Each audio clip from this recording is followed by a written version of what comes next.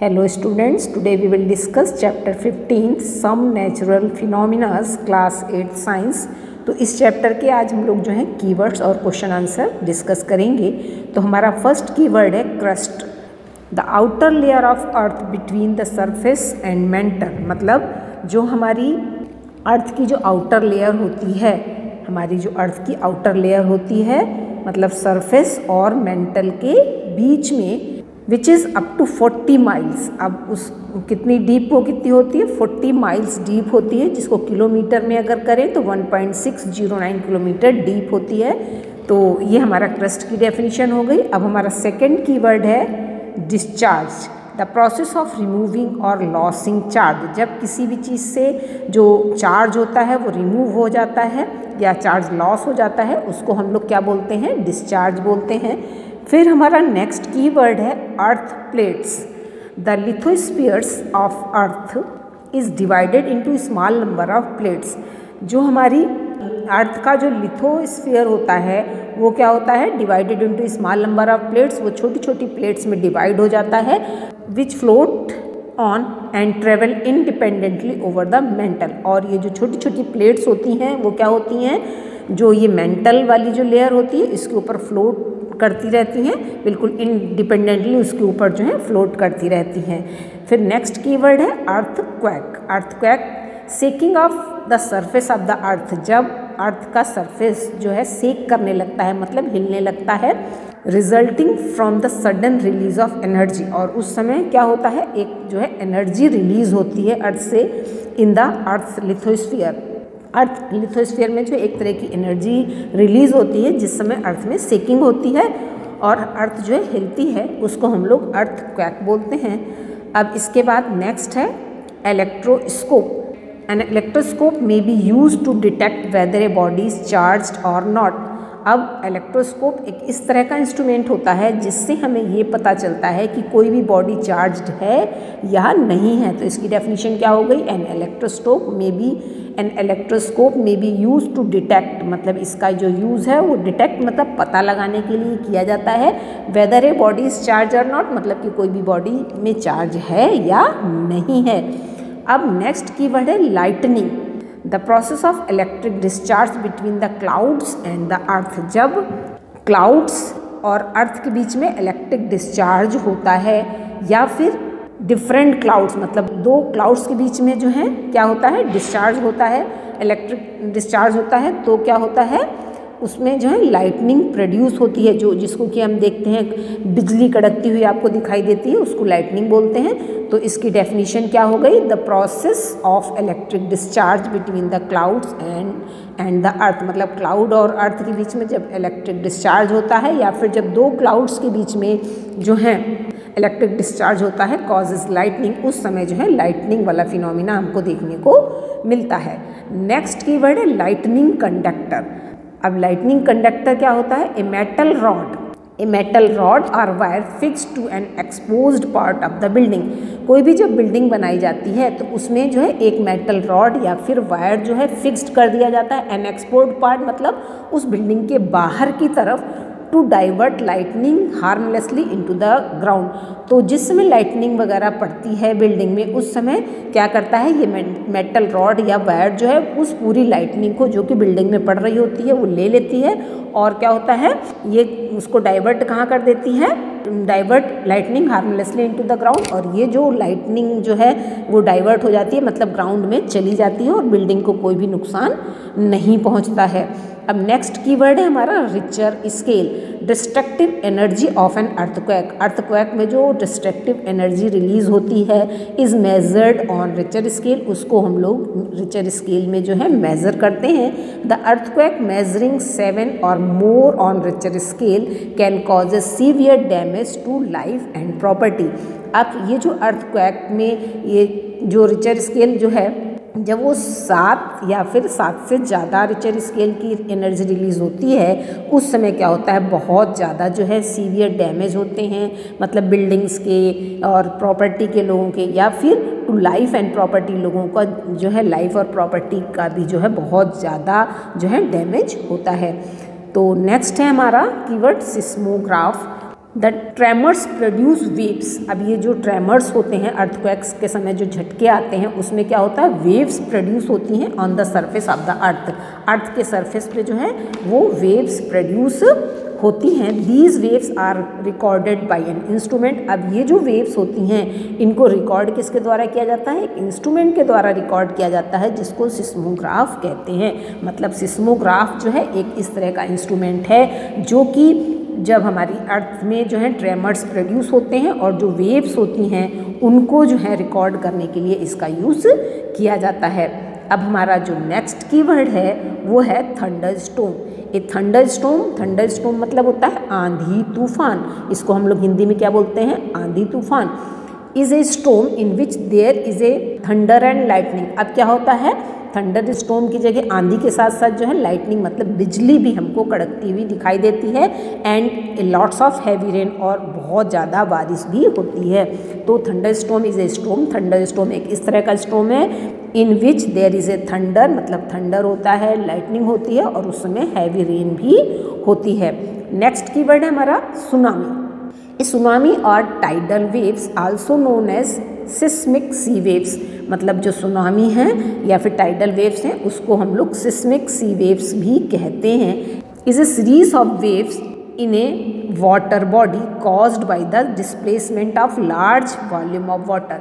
अब ये क्या होती है, ए सीरीज ऑफ वेव्स, मतलब ये एक जो वेव्स होती है उनकी पूरी सीरीज होती है पानी के अंदर, कॉज्ड बाय द डिस्प्लेसमेंट। और ये किसके कारण आती है, मतलब जब पानी जो है लार्ज वॉल्यूम में जो पानी जो है वो उसका डिस्प्लेसमेंट होता है, मतलब पानी जब इधर से उधर ज़्यादा मात्रा में इधर उधर से जाता है तब ये जो वेव्स हैं वो प्रोड्यूस होती हैं। जनरली इन एन ओशियन और लार्ज लेक। जो जनरली जो ये सुनामी है वो कहाँ आता है, ओशियन में या फिर जो लार्ज लेक होती हैं उनमें आता है, जिस समय लार्ज मतलब वॉल्यूम में वाटर जो है डिस्प्लेसमेंट होता है।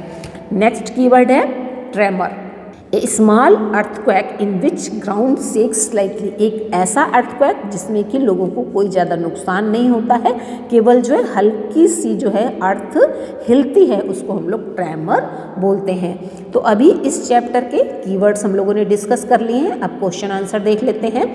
अब हमारी जो बुक का जो है 4th क्वेश्चन है, इसका जो इस चैप्टर का जो 1st, 2nd, 3rd क्वेश्चन है वो हमारी जो बुक एक्सरसाइज है वो बुक में हमने कराया हुआ है। तो 4th क्वेश्चन है, sometimes a crackling sound is heard while taking of A sweater during winter, explain. कह रहा है कि कभी कभी क्या होता है कि हमको मतलब क्रैकलिंग मतलब ऐसी साउंड जो हमें अच्छी ना लगे, मतलब तीखी साउंड जो है हमें सुनाई देती है जब हम स्वेटर्स वगैरह को जो है उतारते हैं विंटर के सीज़न में। तो इसको एक्सप्लेन करना है कि हमको ये क्रैकलिंग साउंड क्यों सुनाई देती है। तो इसका आंसर है when a sweater is taken off, जब हम स्वेटर को उतारते हैं, the woollen sweaters get charged. तो जो वूलन स्वेटर्स होते हैं जो हमने पहन रखे होते हैं वो चार्ज्ड हो जाते हैं। क्यों चार्ज हो जाते हैं, because of friction between sweater and the body. Sweater और बॉडी के बीच में जो फ्रिक्शन होता है उसके कारण क्या होता है, स्वेटर चार्ज हो जाते हैं। Hence one can hear a crackling sound during the given process. और इसीलिए ये जो चार्ज हो जाते हैं इसी कारण जो है हमको जब स्वेटर हम उतारते हैं तो हमें क्रैकलिंग की आवाज़ सुनाई देती है। नेक्स्ट क्वेश्चन है, explain why a charge body loses its charge if we touch it with our hand. कह रहा है एक्सप्लेन करना है कि वाई ए चार्ज बॉडी, मतलब अगर कोई चार्ज बॉडी है लॉसेस इट्स चार्ज तो वो अपने चार्ज को खो देती है। If we touch it with our hand, अगर हम उसको अपने किसी भी चार्ज बॉडी को अपने हाथ से छू दें तो उसका जो चार्ज है वो ख़त्म हो जाता है। तो उसको एक्सप्लेन करना है। तो इसका आंसर होगा when we touches a charge body, जब हम किसी चार्ज बॉडी को टच करते हैं विथ आवर हैंड्स, अपने हैंड के द्वारा, the excess of accumulated charge on it, तो उसमें जो उस चार्ज बॉडी में जो बहुत ज़्यादा मात्रा में जो है चार्ज इकट्ठा होता है, gets transfer to the ground. वो क्या होता है, वो सारा का सारा जो चार्ज है वो ट्रांसफ़र मतलब वहाँ से चला जाता है, एक जगह से दूसरी जगह कहाँ पे चला जाता है, to the ground through our body, हमारी बॉडी से होता हुआ कहाँ चला जाता है, ग्राउंड में चला जाता है। दस the charge body loses its charge and become neutral. तो जो चार्ज बॉडी है उसका चार्ज क्या है, हमारी बॉडी से होता हुआ कहाँ चला गया, ग्राउंड में चला गया, तो सारा चार्ज उसका ख़त्म हो गया और वो कैसी हो गई, न्यूट्रल हो गई। न्यूट्रल मतलब अब उसमें किसी भी तरह का कोई चार्ज नहीं रहता है। नेक्स्ट क्वेश्चन है, name the scale on which the destructive energy of an earthquake is measured. अब हमको कह रहा है नेम द स्केल, हमको ऐसे स्केल का नेम बताना है जिसके द्वारा हम लोग डिस्ट्रक्टिव एनर्जी जो होती है अर्थक्वेक की उसको मेज़र कर सकते हैं। An earthquake measure 3 on its scale, an earthquake measures 3 on this scale. Earthquake जो है कहीं पे जो है 3 जो है उसमें मेज़र किया जा रहा है। Would it be recorded by seismograph, क्या इसको हम सिस्मोग्राफ के द्वारा रिकॉर्ड कर सकते हैं। Is it likely to causes much damage, क्या इसके द्वारा बहुत ज़्यादा लॉस होगा लोगों को। तो इसका आंसर हो जाएगा the destructive energy of an earthquake is measured on Richter scale. तो पहला जैसा पूछा गया था कि नेम द स्केल, आपको स्केल का नाम बताना था जिसके द्वारा जो है हम डिस्ट्रक्टिव एनर्जी को मेजर कर सकें। तो यहाँ पे क्या नाम बताया गया, the destructive energy of an earthquake is measured on Richter scale. उस स्केल का नाम क्या हो गया, रिचर स्केल। इसके द्वारा जो है हम अर्थक्वेक की जो डिस्ट्रक्टिव एनर्जी है उसको मेजर कर सकते हैं। द रीडिंग ऑफ मैग्नीट्यूड 3, अब ये जो 3 लेवल का जो रीडिंग है ऑन द रिचर स्केल जो कि रिचर स्केल में आई है, would be recorded by an seismograph, ये सिस्मोग्राफ के द्वारा रिकॉर्ड की जा सकती है। If Richter scale given a reading of magnitude 3 then the earthquake is not likely to cause much damage. अगर रिचर स्केल में इसकी रीडिंग 3 आ रही, 3 मैग्नीट्यूड की आ रही है, तो जो अर्थक्वेक है वो जो है बहुत ज़्यादा उससे नुकसान नहीं होगा। Generally the earthquake of magnitude higher than 5, generally क्या होता है जब अर्थक्वेक 5 मैग्नीट्यूड से ज़्यादा होता है, इस कंसीडर्ड डिस्ट्रक्टिव इन नेचर, तो उसका नेचर डिस्ट्रक्टिव होता है, मतलब उससे जो है लोगों की प्रॉपर्टी, लाइफ, उन सब में जो है ज़्यादा लॉस होता है। अब हमारा क्वेश्चन नंबर नेक्स्ट जो 7th है, suggest 3 measure to protect our self from lightning. अब ये जो लाइटनिंग जो बिजली वगैरह आती है उसमें 3 जो हैं आपसे मेजर्स पूछे गए हैं जिससे कि हम अपने आप को बचा सकते हैं, मतलब हम लाइटनिंग वगैरह से अपने आप को किस तरह से बचा सकते हैं। तो यहाँ पे protect measure against lightning, lightning के अगेंस्ट मतलब जो है 3 मेजर्स यहाँ पे दिए गए हैं। पहला है स्टे इंडोर और अंडर कवर्ड एरिया। हमको जो है जिस समय लाइटनिंग वगैरह हो रही होती है उस समय क्या होता है, स्टे इंडोर मतलब हमको अंदर ही रहना है, बाहर नहीं जाना है, और अंडर कवर्ड एरिया या फिर हमको कवर्ड एरिया में रहना है। सेकेंड है do not take bath during lightning. Lightning जिस समय होती है उस समय हमको बाथ नहीं लेना है। बात क्यों नहीं लेना है, क्योंकि जो पानी होता है वो वाटर का गुड कंडक्टर होता है। फिर थर्ड है do not use any electric appliances during lightning. Lightning के समय हमें किसी भी तरह के इलेक्ट्रिक अप्लाइंसेस का यूज़ नहीं करना चाहिए। तो ये 3 मेजर्स हो गए, जिस समय लाइटनिंग वगैरह होती है उस समय हमारे ये 3 मेजर्स को हमें फॉलो करना चाहिए। नेक्स्ट क्वेश्चन है explain why A charge balloon is ripple by one another charge balloon whereas अनचार्ज balloon is attract by another charge balloon. अब क्वेश्चन आपको समझना पड़ेगा। क्वेश्चन में कह रहा है आपको एक्सप्लेन करना है कि ए charge balloon is ripple by another charge balloon, मतलब 2 बैलून लिए गए हैं जिसमें दोनों क्या हैं, दोनों बैलून कैसे हैं, दोनों ही चार्ज्ड हैं।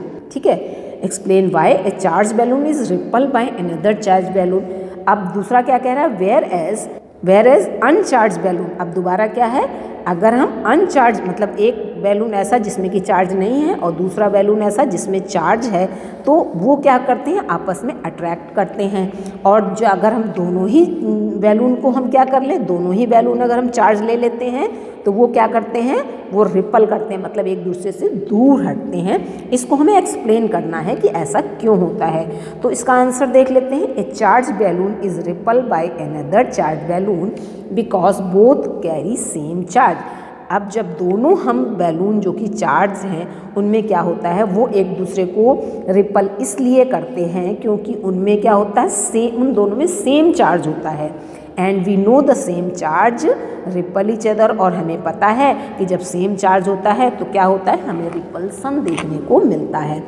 वेयर एज, लेकिन उसके अलावा एन अनचार्ज बैलून, अगर हमने एक अनचार्ज बैलून लिया है, is attract by charge balloon, तो ये जो अनचार्ज बैलून है वो चार्ज बैलून को अपनी तरफ अट्रैक्ट करेगा, खींचेगा, because unlike charge attract each other, क्योंकि जब दोनों में जब एक चार्ज है और एक अनचार्ज है तो दोनों में अलग अलग तरह का चार्ज होगा और दोनों में क्या देखने को मिलेगा, हमको अट्रैक्शन देखने को मिलेगा, क्योंकि यहाँ पे दोनों में चार्ज कैसे हैं, अनलाइक है, मतलब अलग अलग हैं। अब हमारा नेक्स्ट क्वेश्चन है, describe with the help of diagram an instrument which can be use to detect a charge body. अब हमको करना describe with the help of diagram, diagram की हेल्प से डिस्क्राइब करना है कि an instrument which can be used to detect a charge body, एक ऐसे इंस्ट्रूमेंट को जो है हमें डिस्क्राइब करना है जो कि क्या करना है, which can use to detect, जिसका यूज़ हम लोग किसी चार्ज बॉडी का पता लगाने में करते हैं। तो इसको भी देख लेते हैं हम लोग। इसमें क्या है कि यहाँ पे एक डायग्राम लिया गया है और इसी डायग्राम को हमने आपके बुक वाला डायग्राम भी ले लिया है, जिससे आपको और अच्छी तरह से जो है इसमें से समझ में आ जाएगा। तो इसको समझने के लिए पहले हम डायग्राम से समझा देते हैं, इसके बाद आपको क्वेश्चन जो है, जो हमने आंसर लिखा है उसको भी पढ़ के बता देंगे। तो इसमें यहाँ पे क्या किया गया है, एक क्या ले ली गई है, ये जो आप देख रहे हैं ये क्या है, एक हमने एम्प्टी जैम बॉटल ले ली है और उस एम्प्टी जैम बॉटल के ऊपर ये जो आप यहाँ पे देख रहे हैं इस तरह का, ये क्या, इसके मुंह को, इस एम्प्टी जैम बॉटल के मुंह को हमने कार्डबोर्ड से जो है कवर कर दिया है। अब ये जो कार्डबोर्ड लेना है हमको, वो थोड़ा जो इसके मुंह का साइज है, बॉटल के जो मुंह का साइज है उससे थोड़े बड़े साइज का लेना है। फिर क्या करना है, इस कार्डबोर्ड में एक हमको बीच में इस तरह से एक छेद करना है और उस छेद में, जैसा कि आप देख रहे हैं, ये जो पेपर क्लिप होती है, पेपर क्लिप कैसी होती है, मुड़ी हुई होती है, इस पेपर क्लिप को यहाँ पे क्या कर दिया गया है, मोड़ के सीधा करके इस छेद से अंदर डाल दिया गया है। इस जो कार्डबोर्ड था ना, उसमें जो छेद किया था उसके अंदर डाल दिया है। और ये पेपर क्लिप तो ऐसे मुड़ी होती है, तो एक तरफ यहाँ मुड़ी रहेगी और एक तरफ का जो हिस्सा है वो यहाँ पे फंस जाएगा इस कार्डबोर्ड में। इस कार्डबोर्ड में क्या होगा, ये हिस्सा फंस जाएगा। तो अब क्या होगा, अब इसमें क्या करते हैं, इस पेपर, ये वाली जो हमने पेपर क्लिप ली है, इसमें यहाँ पे 2 एल्युमिनियम के फॉयल, जिनका की साइज़ जो क्या है 4 सेंटीमीटर इंटू 1 सेंटीमीटर है हर एक का, उसको कट करके 2 एल्युमिनियम फॉयल यहाँ पे लटका देते हैं। अब लटकाने के बाद क्या होता है, फिर लटकाने के बाद हम इस तरह से जब इसको अरेंज कर लेते हैं, फिर ये आप देख रहे हैं यहाँ पे ये पेन के रिफ़िल है, इस पेन की चार्ज रिफ़िल को जब इसके पास हम लाते हैं पेपर क्लिप के पास, तो क्या होता है, ये जो चार्ज है, अब ये जो पेपर क्लिप है ये क्या है, गुड कंडक्टर है, तो ये जो चार्ज है इस पेपर क्लिप से होता हुआ कहाँ चला जाएगा, एल्युमिनियम फॉयल के पास चला जाएगा। अब दोनों एल्युमिनियम फॉयल क्या होंगी, इनमें सेम चार्ज होगा, दोनों एल्युमिनियम फॉयल में क्या होगा, सेम चार्ज होगा, और सेम चार्ज होने के कारण ये क्या होंगी, दूर हटेंगी। तो जब हम इस वाली रिफ़िल को, चार्ज रिफ़िल को पेपर क्लिप के पास लाते हैं, तो ये वाली जो एल्युमिनियम फॉयल हैं ये हमको दूर हटती हुई दिखाई देती हैं। इससे हमें पता चलता है कि ये जो चीज़ हम लाए हैं ये चार्ज्ड है, और अगर कोई भी चीज़ ऐसी लाएं जो यहाँ पे चार्ज नहीं है तो इनमें हमको कोई भी जो है डिफरेंस नहीं दिखेगा, ना तो ये पास आएंगी ना दूर जाएंगी, अपनी ओरिजिनल पोजीशन में रहेंगी। इस तरह से हम पता लगा सकते हैं कि जो चीज़ यहाँ पे हमने ली है वो चार्ज्ड है या नहीं है। तो अब इसी को हम अपने क्वेश्चन में जो है देख लेते हैं, हमने क्या लिखाया है। अब इसका आंसर है, an electroscope can be use to detect where a body is charge और नॉट। ये जो हमने यहाँ पे अभी फिगर लिया वो क्या है, एक इलेक्ट्रोस्कोप का है, उसका हम पता, डिटेक्ट मतलब पता लगाने, किसका पता लगाने में कर सकते हैं कि कोई भी बॉडी चार्ज्ड है या नहीं है। The following figure shows a simple electroscope, जो हमने अभी आपको पीछे डायग्राम बुक वाला दिखाया, या फिर ये जो डायग्राम बना हुआ है ये क्या है, एक सिंपल जो है इलेक्ट्रोस्कोप का डायग्राम है।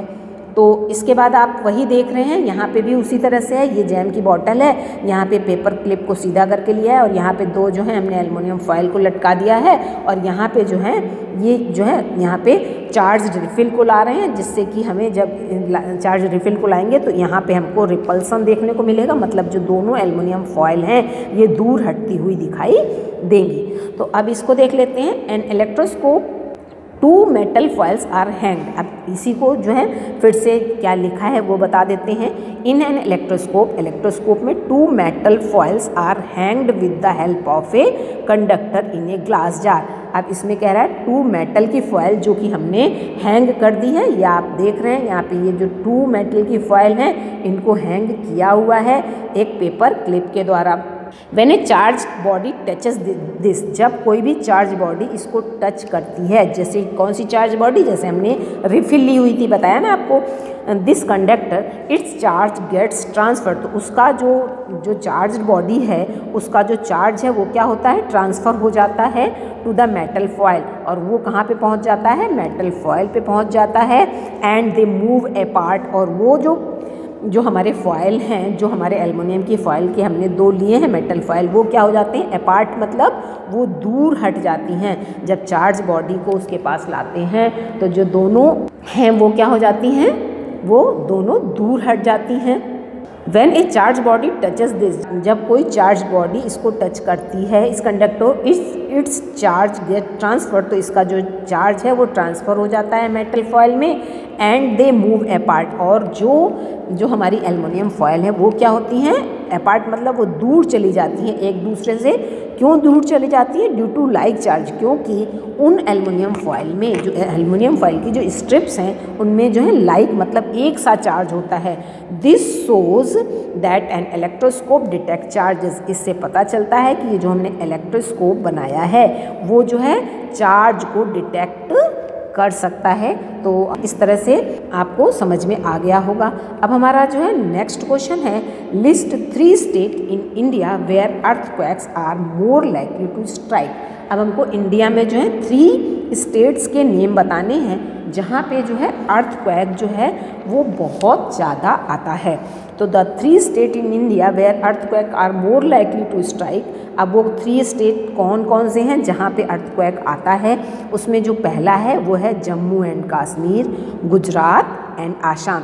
इन तीनों जगह जो हैं स्टेट में अर्थक्वेक बहुत ज़्यादा आता है। फिर नेक्स्ट क्वेश्चन है, suppose you are outside your home and an earthquake strike. Suppose करिए आप अपने घर के बाहर हैं और उस समय जो है अर्थक्वेक आ गया है। What precaution would you take to protect yourself. तो आपको अगर जिस समय आप घर से बाहर हैं उस समय आपको क्या क्या प्रिकॉशन लेनी चाहिए, तो आंसर हो जाएगा we should take the following precaution. हम लोग जो है जो निम्नलिखित जो है प्रिकॉशन लेंगे। तो अब हमारा इसका फर्स्ट है, find a clear spot away from building, trees and overhead power lines, drop to the ground. मतलब हमको जो है एक एकदम क्लियर स्पॉट पे चले जाना चाहिए जो कि जहाँ पे building, trees, overhead power lines ना हो, और एकदम जो है हमें ग्राउंड में जो है लेट जाना चाहिए। फिर क्या है, if you are in a car, अगर आप कार में हैं, डोंट कम आउट, तो कार से आपको बाहर नहीं आना चाहिए। Ask the driver to drive slowly, और ड्राइवर को बोलना चाहिए कि एकदम धीरे धीरे चलाए टू ए क्लियर स्पॉट, और जहाँ पे कुछ भी ना हो, ट्री, बिल्डिंग, ऐसी क्लियर स्पॉट पे ले जाए। Don't come out till the tremors stop, और तब तक बाहर नहीं आना चाहिए जब तक जो है अर्थक्वेक के ट्रेमर्स स्टॉप ना हो जाएं। अब हमारा नेक्स्ट क्वेश्चन है, the weather department has predicted that the thunderstorm is likely to occur on a certain day. Suppose you have to go out on that day, would you carry an umbrella, explain. कह रहा है कि weather जो department है उसने predict मतलब पहले से बता दिया है that the thunderstorm is likely to occur, मतलब कि थंडरस्टॉर्म मतलब आंधी तूफान आ सकता है ऑन ए सर्टेन डे, किसी भी दिन जिस दिन उसने बताया है। Suppose you have to go out on that day, suppose मतलब शायद उसी दिन आपको बाहर जाना है। Would you go carry an umbrella. अब थंडरस्टॉर्म में क्या होता है, आंधी तूफान के साथ बारिश भी आती है, तो would you carry an umbrella, तो क्या आप अम्ब्रेला ले जाएंगे अपने साथ, एक्सप्लेन, आपको ये एक्सप्लेन करना है। तो अब इसका आंसर हो जाएगा no we should not carry an umbrella, नहीं हम अपने साथ अम्ब्रेला नहीं ले जाएंगे। इन द थंडरस्टॉर्म के समय, during thunderstorm which are accompanied with the lightning. अब थंडरस्टॉर्म के साथ साथ क्या होती है, बिजली भी कड़कती है। Electric discharge from the clouds can travel, तो उस समय जो क्लाउड से जो है इलेक्ट्रिक डिस्चार्ज हो सकता है, can travel to the metallic rod, और जब इलेक्ट्रिक डिस्चार्ज ट्रेवल करके इट मे बी पॉसिबल कि जो अम्ब्रेला की मेटेलिक रॉड है उसमें आ जाए। This may give a electric shock, जिससे कि आपको जो है इलेक्ट्रिक शॉक भी लग सकता है to a person who carrying it, जो पर्सन जो छाता लिया हुआ है, अम्ब्रेला लिया है, उसको इलेक्ट्रिक शॉक भी लग सकता है। Hence it is not safe to carry an umbrella during the lightning, इसलिए लाइटनिंग के समय छाता ले जाना जो है वो क्या होता है, सेफ नहीं होता है।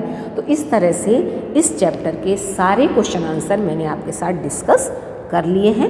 अगर कहीं पे भी कोई प्रॉब्लम है, कोई क्वेश्चन आपको समझ में नहीं आता है, तो आप मेरे साथ डिस्कस कर सकते हैं। Thank you.